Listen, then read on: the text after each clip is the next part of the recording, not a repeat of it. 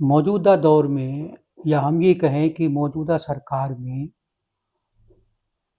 جس طرح سے مسلمانوں کی تہذیبی شناخت کو مٹانے کی درپردہ مہم چل رہی ہے، جس کا سب سے زیادہ نشانہ مزارات، مساجد اور مدارس ہیں، اور یہ کام بہت کھل کر ہو رہا ہے، کسی طرح کا کوئی پردہ نہیں ہے۔ حتیٰ کہ ہماری قومی راجدھانی میں کئی مساجد سرکار کے نشانے پر ہیں، ان پر یا تو قبضہ کرنے کی کوشش ہو رہی ہے یا ان کو گرانے کی کوشش کی جا رہی ہے، اور اس مہم کے تحت گزشتہ دنوں کئی سو سالہ قدیم مسجد اخونجی کو بھی راتوں رات بلڈوزر چلا کے شہید کر دیا گیا اور اس کو زمین کے برابر کر دیا گیا۔ اس میں ایک مدرسہ بھی تھا جس کے کاغذات وقف بورڈ میں بھی موجود ہیں، اور اس کو ڈی ڈی اے کی زمین کہہ کر ختم کر دیا گیا۔ معاملہ یہیں پر نہیں رکا ہے، سنہری باغ مسجد کے خلاف بھی یہی ہوا، اس کو بلڈوز کرنے کا نوٹس دیا گیا، لیکن کچھ درد مند عدالت پہنچے، انہوں نے اسٹے حاصل کیا۔ یہی کام مسجد کنگال شاہ کے ساتھ بھی ہوا جو دھولا کنواں میں ہے، اس مسجد کو بھی گرانے اور شہید کرنے کی پوری کوشش کی جا رہی ہے، لیکن کچھ درد مندوں نے اس کے تعلق سے بھی عدالت کی پناہ لی اور وہ معاملہ بھی عدالت میں زیر سماعت ہے۔ اسی طرح کی ایک شخصیت انعام الرحمن کی ہے جو ان آثار کو، ان مساجد کو بچانے کی مہم میں سرگرمی سے حصہ لے رہے ہیں۔ انعام الرحمن صاحب جماعت اسلامی کے شعبہ اوقاف میں اسسٹنٹ سیکریٹری ہیں۔ آئیے ان سے یہ جانتے ہیں کہ ان دونوں مساجد کے حوالے سے اور مسجد اخونجی کے حوالے سے موجودہ صورتحال کیا ہے، مقدمات اس وقت کس پوزیشن میں ہیں اور ان کی کیا نوعیت ہے۔ انعام الرحمن صاحب اس سلسلے میں رہنمائی کریں۔ بہت شکریہ۔ تو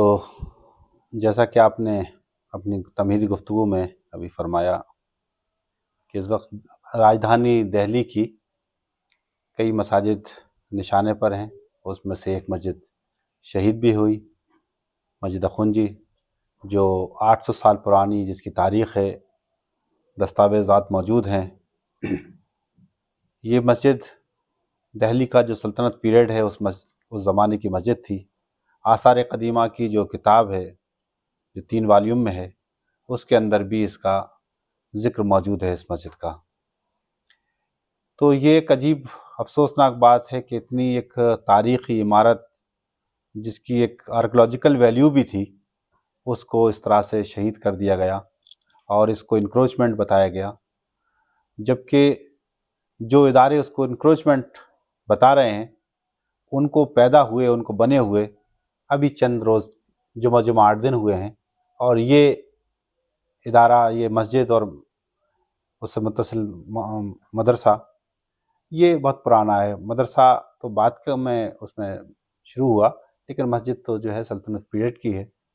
اور جو ایس آئی کی کتاب ہے اس کے اندر بھی اس کا خاصا قدیم ہونا ثابت ہے۔ جن مسجدوں کا آپ نے ذکر کیا ان کے علاوہ بھی کئی اور بھی مساجد ہیں۔ بعض مساجد تو وہ ہیں جو ایس آئی کے انڈر میں آ گئی ہیں اور ان کے اندر نماز نہیں ہو رہی بلکہ ان کی بے حرمتی ہو رہی ہے، کئی جگہ پر بہت ہی نامناسب حرکتیں کرتے ہوئے، اور اس انداز میں بھی لوگ اس کے ویڈیو اور فوٹوز وائرل ہوتے رہتے ہیں، ہم دیکھتے ہیں۔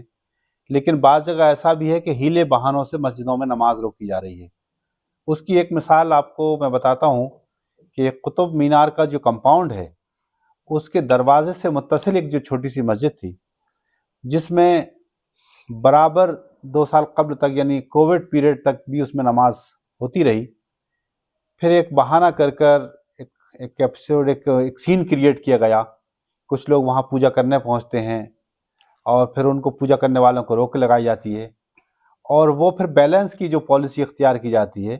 جس کے نتیجے میں وہ مسجد میں نماز پر بھی روک لگا دی جاتی ہے۔ اب وہ مسجد سجدوں کو ترس رہی ہے۔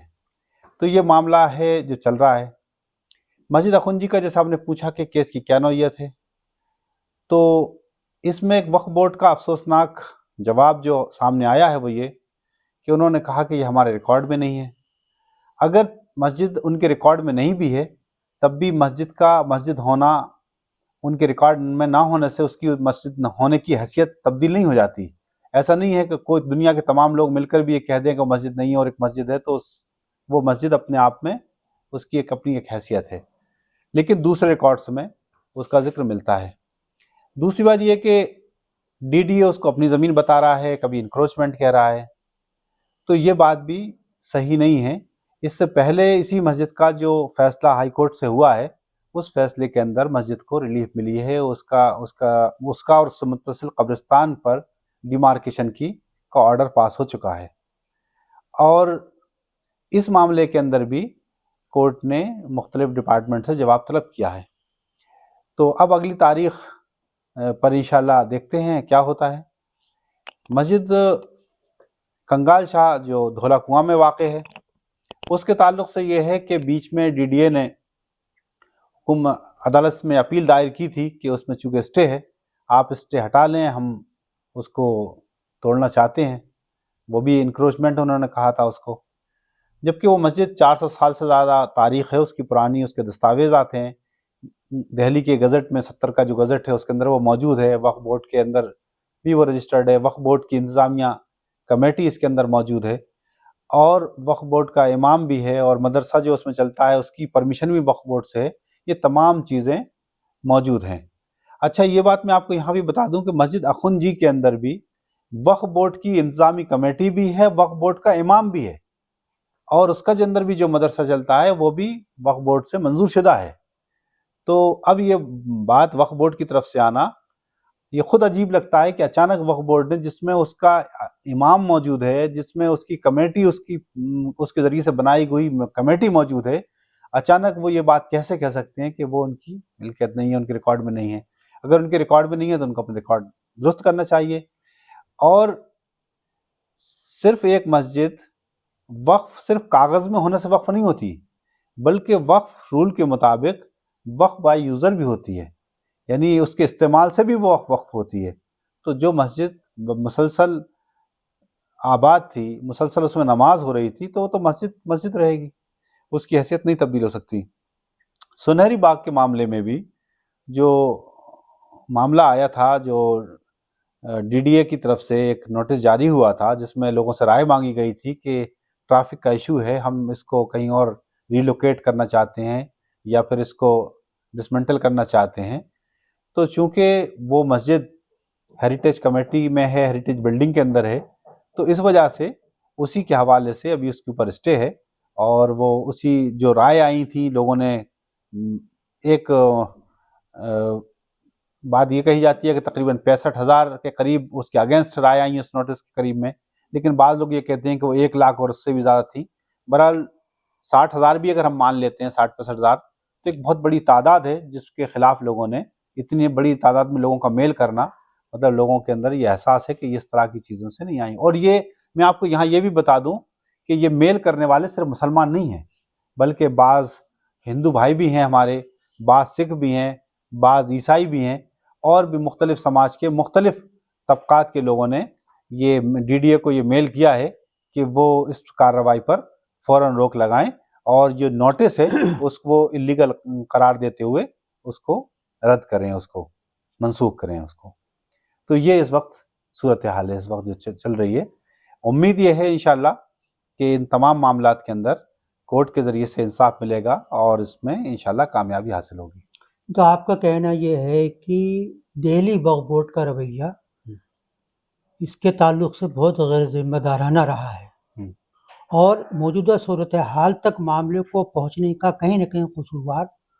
بنیادی طور پر دہلی وقف بورڈ ہے، کیا آپ یہ کہہ رہے ہیں؟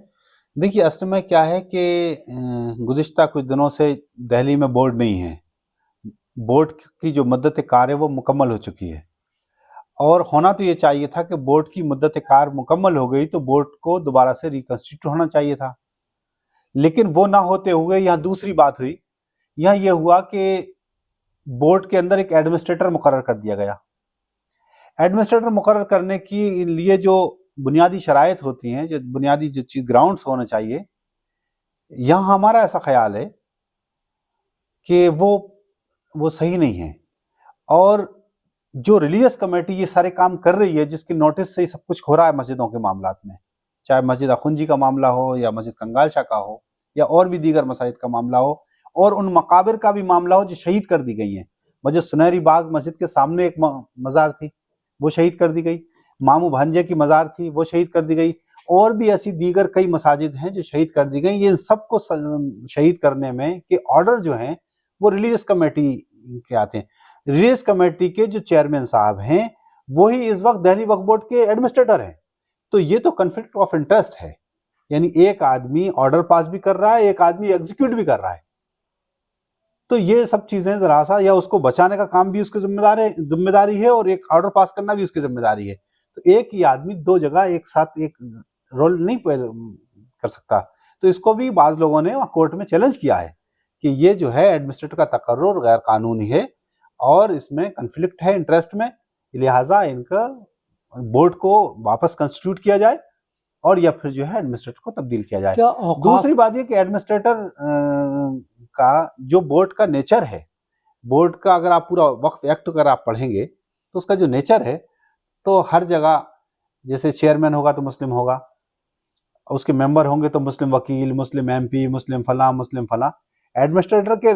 اس میں وقف ایکٹ خاموش ہے، لیکن اگر اس کی اسپرٹ دیکھیں گے تو وہ اسپرٹ یہ کہتی ہے کہ وہ بھی مسلم ہونا چاہیے. تو یہاں پر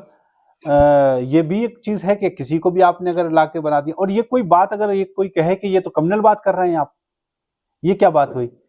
گورنمنٹ ہمارا ملک سیکولر ہے، سیکولر ہمارا دستور ہے، یہ اس ریلیجن کا ہونا ضروری نہیں ہے. وہ تو ایک ایڈمنسٹریٹر ہے، وہ آفیسر ہے، وہ گورنمنٹ کی ذمہ داری پوری کرے گا. تو دوسرے مذاہب کے جو ایکٹ ہیں، ان کے تحفظ کے لیے جو ایکٹ بنے ہیں، ان کے اندر بھی یہ بات لکھی گئی ہے. مثلاً کوئی جین کمیونٹی کا اگر وہ ہے تو اس میں وہ جین کمیونٹی کا آفیسر ہونا چاہیے، سکھ کا آفیسر ہونا چاہیے، ہندو کمیونٹی ہے تو ہندو کمیونٹی کا ہونا چاہیے، بودھ کمیونٹی کا اگر کہیں ہے تو بودھ کمیونٹی کا ہونا چاہیے. تو یہ کوئی کمیونل بات نہیں ہے، بلکہ